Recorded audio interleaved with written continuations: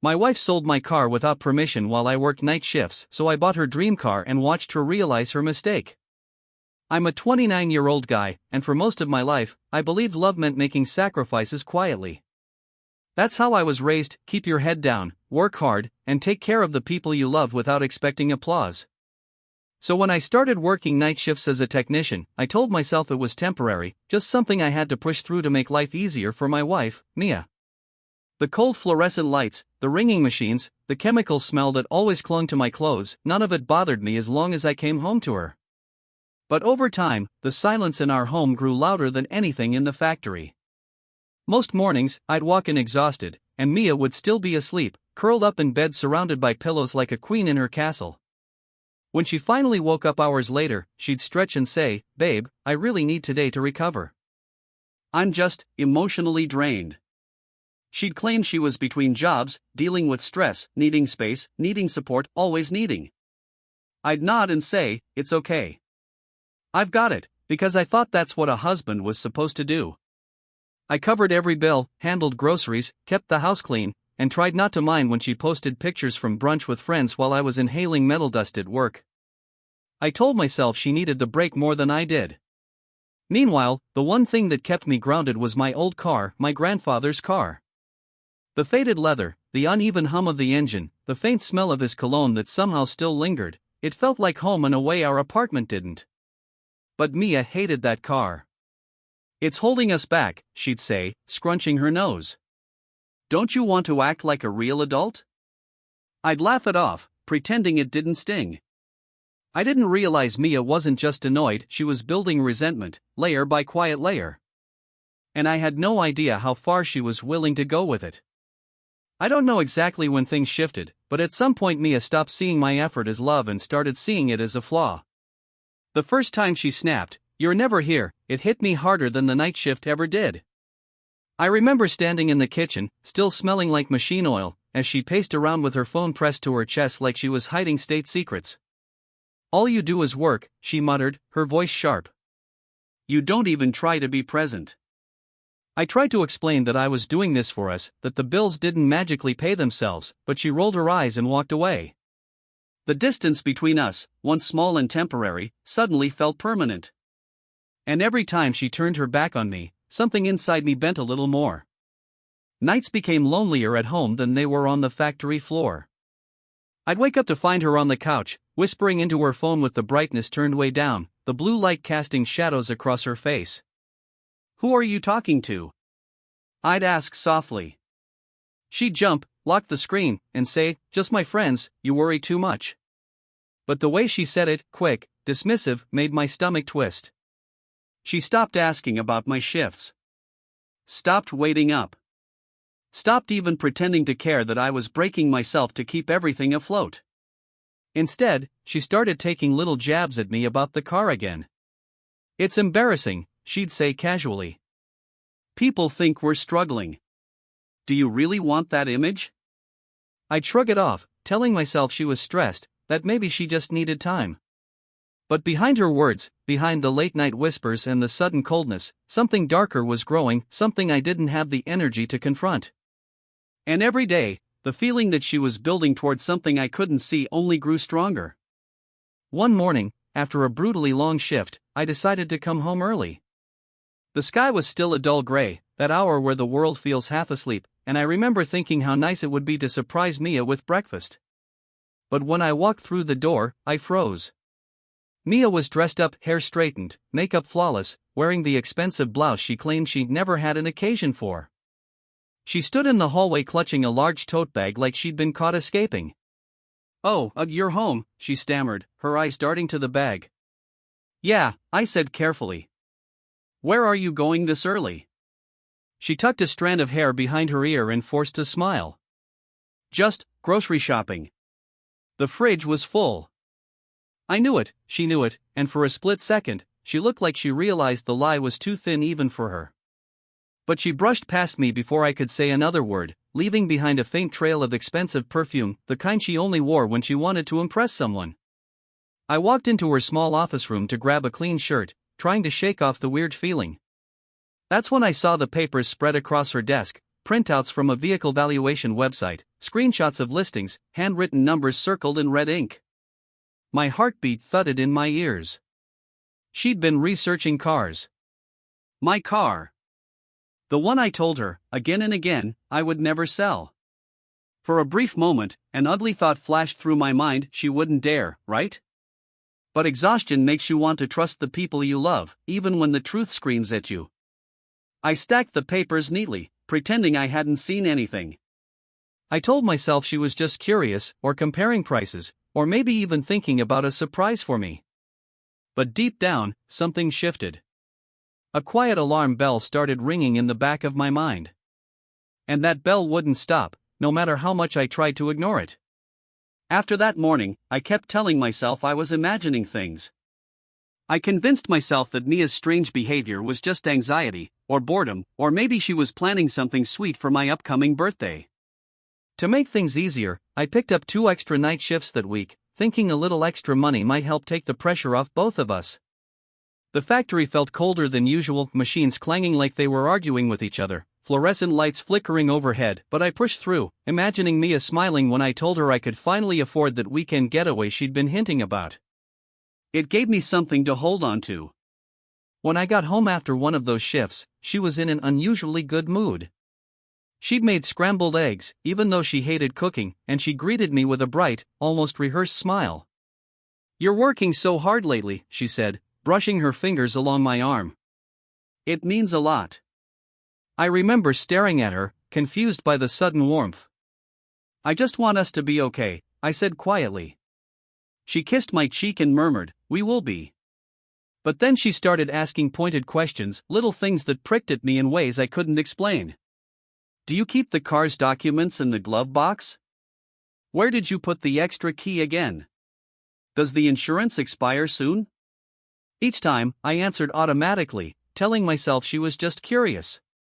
She'd smile, nod, and change the subject too quickly, like she didn't want me to think too hard about the question she'd just asked. At night, while I rested before my shift, I'd faintly hear her voice in the other room, low, hushed, hurried. I tried to ignore it. I told myself she was planning something for my birthday, or maybe trying to get a job again. But the truth sat in my chest like a tightening fist. Something wasn't right. And whatever she was preparing for, I knew it was coming soon. I just didn't know it would shatter everything. The morning everything broke started like any other, me stepping out of the factory with aching muscles, greasy hands, and that familiar hum of exhaustion buzzing behind my eyes. The sky was just brightening, a pale orange bleeding into gray, and I remember thinking about the leftover pasta waiting for me at home. But when I walked toward my usual parking spot, my stomach dropped. The space was empty. Completely empty. My grandfather's car, the one thing I refused to let life take from me, was gone. At first, I thought it had been stolen. My hands shook as I patted my pockets for my phone, heart pounding so loudly it drowned out the sounds of engines starting around me. I dialed Mia, barely able to breathe. "Mia, my car isn't here," I said, voice cracking. On the other end, she sighed like I'd interrupted her sleep. "Relax," she said. "I took care of it." Her words didn't make sense. "What do you mean you took care of it?" "Oh my God," she said, annoyed. "I sold it. You should be thanking me." For a moment, the world just stopped. The cold morning air felt thinner, my chest tighter, my knees weak like someone had kicked them out from under me. "You sold it?" I whispered. "Yeah," she replied casually. "It was time to move on. We need the money more than we need some outdated sentimental junk." Her voice sounded so proud. Proud of destroying the only thing I had left of someone who meant everything to me. Proud of doing it behind my back. I stood in that parking lot, surrounded by strangers driving off to start their day, and for the first time in years, I wanted to scream. My vision blurred. I felt humiliated, betrayed, and stupid for ever believing she respected me. Mia didn't just sell a car. She ripped out a piece of my identity without blinking. And as I drove home in an Uber, hands trembling, I knew this wasn't a misunderstanding. This was a line she could never uncross. And I wasn't ready for how much worse it was about to get. By the time I walked through the front door, my chest felt tight, like every breath was scraping against something sharp. Mia was sitting on the couch scrolling through her phone, completely relaxed, like she hadn't just detonated a bomb in my life. "We need to talk," I said, my voice shaking not from anger, but from something deeper. She didn't even look up. "If this is about the car," she muttered, "I already told you. You're overreacting." Her calmness made something in me snap. "What the hell were you thinking?" She finally put her phone down, rolling her eyes. "I was thinking about our future. That car was embarrassing. You should be grateful I handled it." "Handled it?" I repeated. "That car was my grandfather's, my last memory of him. You had no right." She crossed her arms, leaning back like she was the victim. "Oh my God, you and your stupid sentimental excuses. It's a piece of metal. We needed the money." "We?" I said. "Or you?" Her jaw tightened. "Don't start."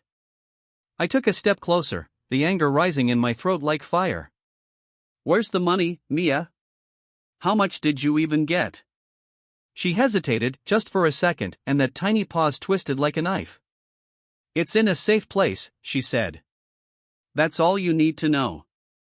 The room felt smaller, suffocating. I grabbed the back of a chair just to steady myself. "I work all night. I pay every bill in this house. And you sold the only thing I had left of my family like it was trash." "You're being dramatic," she snapped. "I did this to help us, but you're too obsessed with nostalgia to see that. Grow up." Her words hit harder than any punch. I stared at her, really stared at her, and saw someone I didn't recognize, someone cold, entitled, and dangerously confident in her power over me. And for the first time, I wondered just how far she was willing to go to control our life. I had no idea the truth was even uglier than this argument. After that argument, something inside me didn't just crack, it shut down completely. I stopped trying to explain myself, stopped trying to make her understand what she'd done. Every word felt wasted. So I pulled back. Not loudly. Not dramatically. Just, quietly. I spoke only when necessary. I moved around the house like a ghost, and for the first time since we got married, Mia noticed my silence more than she ever noticed my presence. At first, she brushed it off. "You'll get over it," she said one morning while pouring coffee, like my grief was a bad mood. But when days passed and I still didn't rise to her bait, no arguments, no long explanations, no apologies for my feelings, her tone shifted. "What's your problem now?" she snapped one evening. I didn't answer. I just walked past her, heading to the small desk where I'd started collecting papers. That's when the fear hit her, not empathy, not guilt, but fear of losing control. I saw it in the way her eyes followed me, suspicious and irritated. She started hovering more, asking questions like she suddenly cared. "Where are you going? Why are you taking the laptop? Who are you texting?" I kept my answers short. "Work stuff. Just checking something. Doesn't matter." Meanwhile, behind that calm mask, I was piecing together everything she'd touched, bank statements, insurance details, anything she might have messed with. And the more I dug, the more my stomach twisted with a sickening certainty that the car wasn't the only thing she tampered with. One night, I felt her watching me from the hallway as I typed. She crossed her arms and asked, "Are you planning something?" Her voice sounded half demanding, half nervous. I didn't look up. "I'm just tired," I said. But the truth was, I was done being tired. I was done pretending this was normal. And as her eyes narrowed in suspicion, something in me changed for good. Because now, I wasn't just hurt. I was paying attention. And what I found next would change everything. It took me almost a week to find the buyer, but when I finally tracked him down, my stomach churned the whole drive there.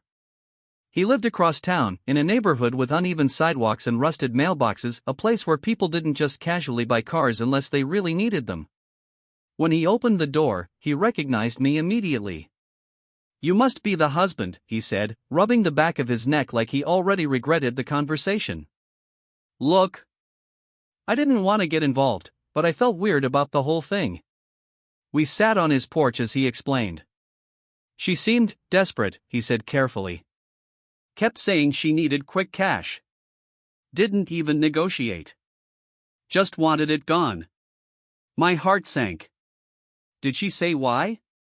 He shrugged. Something about a trip? A spa thing? She said she deserved it. The words hit me like a punch. A trip? A spa? I clenched my jaw so tight it hurt. I thanked him and left before I said something I'd regret, but on the drive home, my hands shook on the steering wheel. My grandfather's car sold off like cheap furniture so she could pamper herself. When I got home, the house was quiet except for the low buzz of Mia's hairdryer behind the bathroom door. I went straight to the computer, logged into our joint account, and that's where everything snapped into place. The deposit she used from selling my car was already gone, spent at a luxury spa, a salon, and a boutique she had always drooled over but claimed we could never afford. My chest tightened, but underneath the heartbreak, something colder rose: clarity. She didn't sell the car for us. She sold it for herself. For her ego. For a lifestyle she thought she deserved while I broke myself every night to give her stability. That night, she came out of the bathroom glowing, hairstyled, nails fresh, skin flushed from treatments. "Do you like it?" she asked sweetly. I looked at her, and for the first time, I didn't see my wife. I saw the person who had betrayed me without a second thought. And that was the moment I stopped reacting. And started planning. After discovering the truth, something inside me finally snapped, but not in the explosive way Mia expected. Instead, I felt this eerie, icy calm settle over me, like a storm shifting from thunder to silent destruction. I stopped confronting her. I stopped asking questions. I stopped showing pain. If anything, I became pleasant. And that terrified her more than my anger ever did. One morning, while she scrolled on her phone, I casually set a cup of coffee in front of her. She blinked. Thanks. I smiled. You've been under a lot of stress. I get it. I want us to move forward. Her eyes narrowed slightly, suspicious. You're being weird. Just trying to be a better husband, I said softly. The truth was, my kindness wasn't for her, it was cover. With every polite gesture, every soft tone, every forced smile, I was buying time.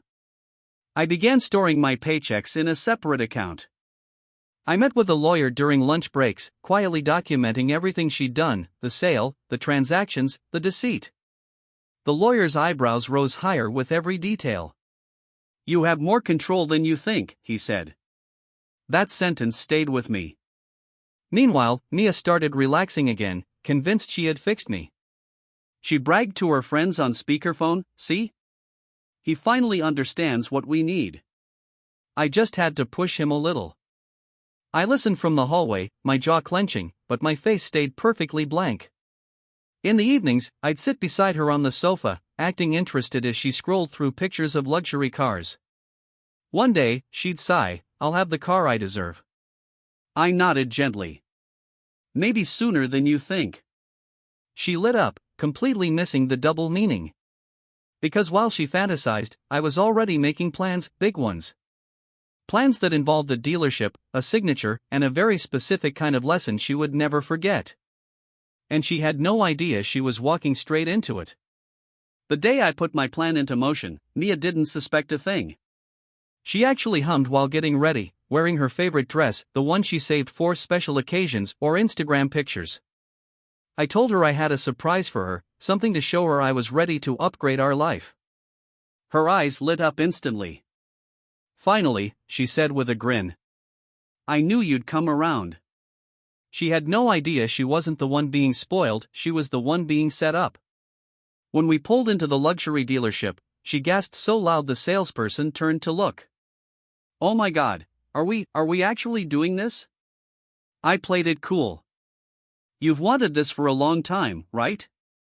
She grabbed my arm, practically shaking. "Babe, yes. This is the car I deserve." The entitlement in her voice would have disgusted me if I hadn't already detached emotionally. Walking through the showroom, the scent of new leather and polished metal filled the air. Mia touched everything, stitching, paint, rims, like she already owned it. She made the salesperson take pictures of her in the driver's seat, tossing her hair, tilting her chin, adjusting her sunglasses. "This is going to blow up on my feed," she whispered, smiling like she'd just won the lottery. When the salesperson asked about financing, I calmly said, "Everything will be under my name." Mia didn't even flinch. She assumed it was temporary, or just a formality. She even laughed and said, "Of course, he handles all the boring stuff."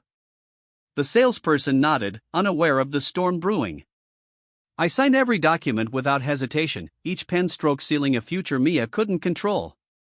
She walked around the car again, touching it with reverence, fully convinced it was hers.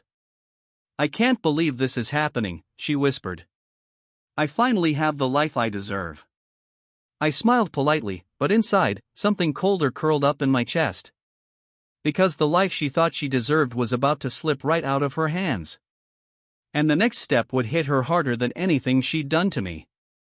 When we pulled into the driveway, Mia was practically vibrating with excitement. She rushed inside ahead of me, already on FaceTime with her friends, showing off her new car like it was a trophy she'd personally earned. I let her have her moment, one last moment, before everything collapsed. I walked into the living room carrying a folder so thick it barely closed. She ended her call when she noticed it. "What's that?" she asked, still glowing. I didn't answer. I set the folder on the table and opened it slowly, page by page. "Let's talk about the car you sold," I said quietly. Her smile faltered. "Babe, seriously? We're past that." I slid the buyer's receipt toward her. "He told me everything." Color drained from her face. "Everything what?" "The spa. The shopping trip. The fact you were desperate for cash." She froze, jaw trembling. I pulled out the bank statements next, every withdrawal, every charge, every selfish purchase. "You stole from me," I said. "Not just money. Not just a car. You stole something irreplaceable." She shook her head frantically. I was stressed, okay? I needed a break." "You're twisting it." "No," I said. "For once, I'm finally seeing it clearly." Then I placed the last document on the table, the legal paperwork. My lawyer's notes. Steps for financial separation. Asset protection. Proof that everything, including the new luxury car, was in my name alone. Her eyes widened. "Wait, what is this?" "Why would you?" "Because you showed me who you really are," I said. "And I'm done being your ATM. Your safety net. Your punching bag." She stood up abruptly, panic rising like a tide. "You can't just take the car from me, everyone already saw it. It was never yours." I took the keys from my pocket, the metal cold against my palm. "Just like my grandfather's car was never yours to sell." Her breath hitched. She looked at the car through the window like it was slipping through her fingers in real time. Because it was. And as she realized she had no claim, no control, no power left. I watched the entitlement drain out of her, replaced by something she'd never felt before. Fear. Mia followed me outside, her steps frantic, her voice breaking like she finally understood the gravity of what she'd done. "Please," she cried, grabbing my arm. "We can fix this. I'll change. I swear I'll change." Her fingers trembled, but for the first time, her touch felt like nothing, no warmth, no history, no pull. Just desperation. I gently peeled her hand off me. Watching her unravel didn't give me satisfaction. It just gave me clarity. The kind I should have had years ago. "Change?" I repeated. "You didn't change when I worked myself half to death. You didn't change when you lied. You didn't change when you sold something priceless to me without blinking." She shook her head, tears streaking her makeup. "I didn't know you felt this deeply about it. I thought." "That's the problem," I cut in. "You never thought about me at all." The morning air was cold. I could see my breath, feel the weight of the keys in my hand, hear the soft hum of the engine inside the dealership perfect vehicle. And for once, the silence between us wasn't suffocating, it was freeing. I filed everything already, I said calmly. We're separating accounts. You won't be able to touch a dime of my money from now on. She stumbled back like I'd slapped her. You're ending our marriage over a car? No, I said. I'm ending it because you ended us a long time ago. Her sobs echoed down the street, but I didn't look back. I walked to the driver's side of the luxury car, opened the door, and felt the warmth of the leather, the faint new car scent wrapping around me like a clean start. This car wasn't a replacement, it was a symbol. A reminder that I could choose myself after years of choosing someone who would have watched me drown if it meant she could float. As I pulled out of the driveway, Mia stood on the lawn, helpless, watching the life she thought she deserved disappear with me behind the wheel. For the first time in a long time, I felt something close to peace. And I knew without a doubt that this was the beginning of a life built on respect, honesty, and finally, freedom.